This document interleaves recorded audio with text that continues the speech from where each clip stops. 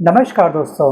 बेंगलुरु की एक special court ने 27 सितंबर यानी कि कल के दिन वित्त मंत्री निर्मला सीतारमण के खिलाफ एफआईआर दर्ज करने का आदेश दिया है। और इसके बाद से जी हाँ, भाजपा सरकार के अंदर एक बहुत बड़ी खलबली मच चुकी है, क्योंकि जैसा कि हम सभी जानते हैं कि 5 अक्टूबर को होने वाले हैं हरियाणा के अंदर विधानसभा चुनाव और 8 तारीख को आएगा इन चुनावों का फैसला। जी हाँ, अब इसकी वजह से कहीं ना कहीं विपक्ष इस बात को लेकर के जरूर अपने मुद्दे उठाएगा आने वाली रैली के अंदर। बट दोस्तों, यहाँ पर एक बात तो ये भी तय है कि इसकी वजह से इनकी जो प्राप्त होने वाली सीटें हैं उस पर एक बहुत बड़ी कैची चलने वाली है।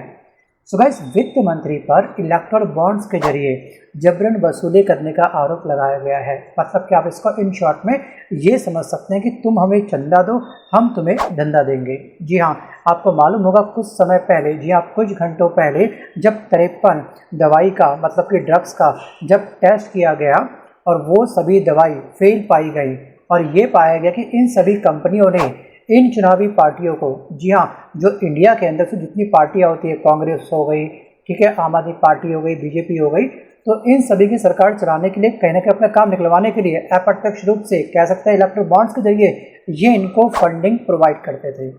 जी हाँ, और एक लंबी चौड़ी लिस्ट सामने आई है और जो हम दवा खा रहे हैं दोस्तों, वो हमको ठीक करने के लिए नहीं बल्कि हमारी हेल्थ को ख़राब करने के लिए बनाई जा रही थी। इसमें पैरासीटामोल भी फेल पाई गई। जी हाँ, इस टेस्ट में ये भी फेल हो गई।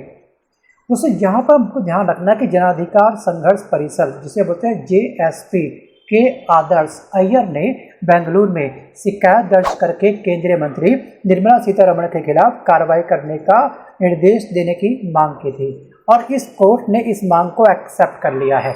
मतलब कि याचिका पर यहाँ पर शुक्रवार यानी कि कल के दिन सुनवाई हुई और अदालत ने बेंगलुरु के तिलक नगर पुलिस स्टेशन को एफआईआर दर्ज करने का आदेश दिया और अगली सुनवाई होगी 10 अक्टूबर को। लेकिन अब ये बात दोस्तों इस तरह से तूल पकड़ चुकी है कि कहीं ना कहीं भाजपा सरकार की अब बहुत ही बुरी वाली किरकिरी होने वाली है। सो गाइस, आपको ध्यान रखना है कि अप्रैल 2024 में की थी एक शिकायत जेपी नड्डा के नाम पर और इन्होंने ही अप्रैल में 42वीं ACMM कोर्ट में ये याचिका दायर करी थी और केंद्रीय वित्त मंत्री निर्मला सीतारमण, ईडी अधिकारी, भाजपा के राष्ट्रीय अध्यक्ष जेपी नड्डा, भाजपा के राष्ट्रीय नेता तत्कालीन भाजपा कर्नाटक अध्यक्ष नलीन कुमार, सरनेम शेयरिंग का कटील है, इनके खिलाफ और यहाँ पर VY विजेंद्र, इनके खिलाफ शिकायत दर्ज करी थी। जी हाँ, अप्रैल मंथ में 2024 में इसी साल। और शिकायत में ये कहा गया था कि अप्रैल 2019 से लेकर के अगस्त 2022 तक अरविंदो फार्मेसी से 49 करोड़ रुपए चुनावी बॉन्ड के जरिए वसूले गए हैं।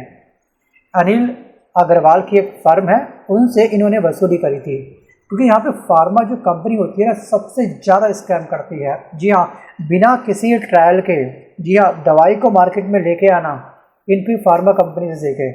और ट्रायल किन व्यक्ति के ऊपर होता है? गरीबों के ऊपर। जी हाँ, आपको मैं एक नहीं केवल 2 मूवी आपको मैं रिकमेंड करूंगा कि आप उस मूवी को पक्का देखिएगा अगर आप लोग, जी हाँ, फार्मा जगत को कैसे स्कैम होता है उसको डीप डाइव समझना चाहते हैं। तो एक है मूवी आपकी पिल्स और एक है आपकी ह्यूमन ट्रायल। इसमें आपको अच्छे से समझाया गया कि किस तरह से लाइसेंस मिलता है, लाइसेंस पाने के लिए या फिर दवाई को मार्केट में उतारने के लिए फार्मा कंपनी किस तरह से जद्दोजहद करती है। जी हाँ, मार्केट में दवाई उतारने के लिए किस तरह से तिलकम बिठाती है, वो सब उसमें समझाया गया है। सो गाइस, इस खबर के सामने आने के बाद कर्नाटक के मुख्यमंत्री सिद्धरामैया ने केंद्रीय वित्त मंत्री के इस्तीफे की मांग कर दी है और विपक्ष का काम है दोस्तों विपक्ष के ऊपर सवाल उठाना और दोस्तों ये सवाल उठाना लाजमी भी है, क्योंकि दोस्तों ये कोई घोटाला छोटा मोटा नहीं होता है। ध्यान रखिएगा, मैंने आपको बताया कि अग्रवाल की फर्म से 230 करोड़ रुपए और अरविंदो फार्मा कंपनी से 49 करोड़ रुपए इन भाजपा ने लिए हैं। कह सकते हैं कि इन मंत्री ने लिए हैं, वित्त मंत्री निर्मला सीतारमण ने वसूले हैं, क्योंकि इनकी बातें ना हजारों में लाखों में नहीं बल्कि इनकी डील होती है करोड़ों में। सोचिए इतना अथाह पैसा। जी हाँ, आखिरकार ध्यान रखिएगा कि भगवान के इंसाफ की चक्की चलती भले ही काफ़ी धीरे है लेकिन पीसती काफ़ी महीन है। आज नहीं तो कल, जी हाँ, भांडा इस तरह के कारनामों का जरूर फूटता है। हम सभी जानते हैं कि सुप्रीम कोर्ट ने इलेक्टोरल बॉन्ड को असंवैधानिक घोषित किया था 15 फरवरी 2024 को और उसके बाद राजनीतिक पार्टी के अंदर एक बहुत बड़ा हड़कंप मच गया था। जी हाँ, इलेक्टोरल बॉन्ड के माध्यम से किस पार्टी को कितना चंदा दिया गया ये अब तक काफ़ी हाइड हुआ करता था, लेकिन सुप्रीम कोर्ट के आदेश पर इसको पब्लिक किया गया। और सुप्रीम कोर्ट ने दोस्तों ये कहा था कि ये जो स्कीम है ना इलेक्ट्रल बॉन्ड के माध्यम से, जी हाँ, तुम हमें चंदा दो हम तुम्हें धंधा देंगे, ये वाला कंसेप्ट इस इलेक्ट्रल बॉन्ड के माध्यम से बनता जा रहा था। और बॉन्ड की गोपनीयता बनाए रखना एक असंवैधानिक काम है और ये दोस्तों स्कीम सूचना के अधिकार का भी उल्लंघन करती है। और कोर्ट ने SBI ये जो बैंक है, जो इलेक्ट्रल बॉन्ड जो जारी करता है, और चुनाव आयोग को आदेश दिया था कि ये इलेक्ट्रल बॉन्ड से जुड़ा पूरा डाटा सार्वजनिक करें। जी हाँ, इनकी जो डेडलाइन दी गई थी उससे भी ज़्यादा इन्होंने समय लिया था और 21 मार्च को डाटा सामने आया था। 15 फरवरी 2024 को इंस्ट्रक्शन दी गई थी इन दोनों को, SBI को भी और चुनाव आयोग को भी, और 21 मार्च को डाटा सामने आया। और इसमें पता चला कि 2018 से लेकर के 2023 तक, जी हाँ, इन सालों में, इन तमाम ईयर में देश की 771 कंपनियों ने 11,484 करोड़ के बॉन्ड खरीदे थे। मतलब कि अगर बॉन्ड खरीदेंगे तो अपने बच्चों में तो बॉन्ड बांटेंगे नहीं, आओ खेले बॉन्ड बॉन्ड, तो ये बॉन्ड कहीं ना कहीं राजनीतिक पार्टियों को जाते हैं जिससे हम लोग अपना काम निकलवा सकते हैं। और ट्रेडिंग कंपनियों ने सबसे ज़्यादा 2,955 करोड़ रुपए सियासी दलों को दिए थे, मतलब कि राजनीतिक पार्टी को दिए थे। अब किसको कितना अमाउंट मिला है उसकी लिस्ट मैं आपके सामने यहाँ पे डिस्प्ले कर रहा हूँ, वीडियो को पॉज करके तसल्ली से अच्छे से पढ़ लीजिएगा। और डाटा सार्वजनिक होने के बाद में जुलाई 2024 में भी कॉरपोरेट और राजनीतिक दलों के बीच में लेन देन की जांच के लिए SIT से करवाने की याचिका सुप्रीम कोर्ट में दायर की गई थी कि ये जो पब्लिक किया गया डाटा इसमें भी हमको यकीन नहीं है। एक याचिका और दायर हुई और SIT टीम बनाई जाए जो इसके ऊपर देख रेख करे।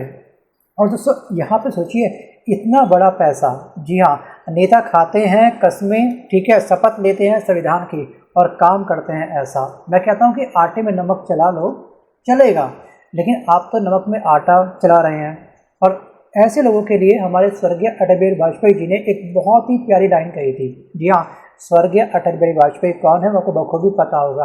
उन्होंने कहा था कि हमने चांद पर तो कदम रख लिया, लेकिन ज़मीन पर कैसे चलना है ये हम अब तक नहीं सीख पाए। जी हाँ, अगर आप मेरी बात से सहमत हो तो मुझे कमेंट करके पक्का बताइएगा कि आने वाले समय में हरियाणा विधानसभा चुनाव के अंदर बीजेपी को कितनी सीट मिलने वाली है और आखिरकार कांग्रेस को कितनी सीट मिलेगी। अपनी गैसिंग पावर, अपना राजनीतिक एक्सपीरियंस मुझे कमेंट करके पक्का बताइएगा।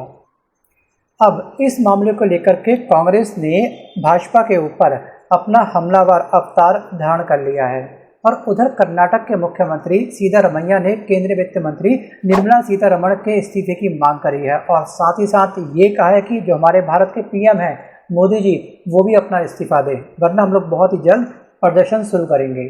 अब इसको लेकर के जो बीजेपी सरकार है उन्होंने ये बोला है कि चुनावी बॉन्ड का मुद्दा नीतिगत मामला है, ना कि आपराधिक मामला है।